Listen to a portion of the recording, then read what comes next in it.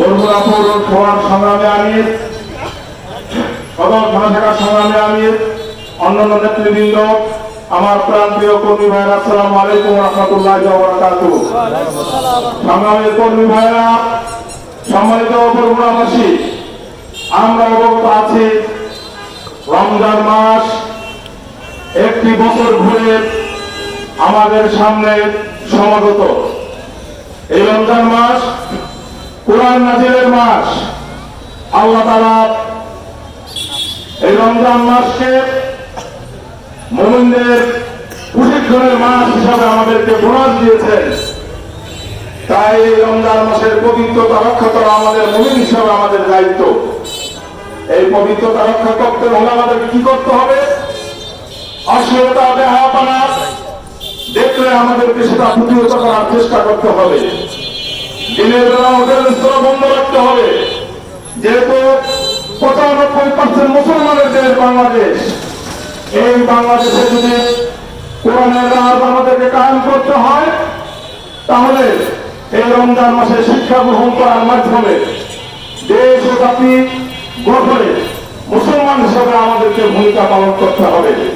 সংগ্রামী ভাইয়েরা আমার, আমি আমার কথা চিন্তিত করবো না।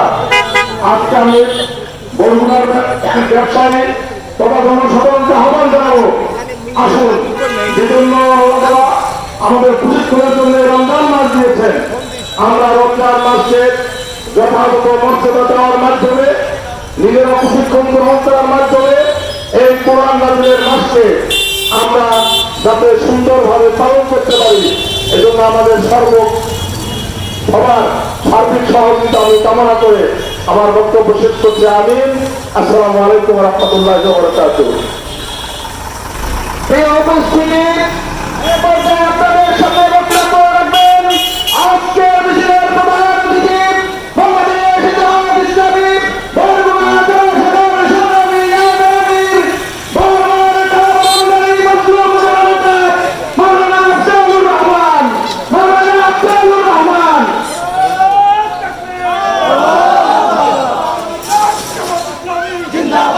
আসসালামু আলাইকুম ওয়া রাহমাতুল্লাহ।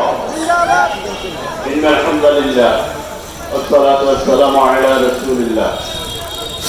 বাংলাদেশ জামায়াত ইসলামী বরগুনা পৌরসভা এবং সদর উপজেলা কর্তৃক আয়োজিত আজকের এই রমজানকে স্বাগত জানিয়ে স্বাগত মিছিলে উপস্থিত বরগুনা জেলা জামায়াতের সম্মানিত সেক্রেটারি, পৌর আমির, সদর আমির সহ উপস্থিত ভাইয়েরা এবং এলাকাবাসী,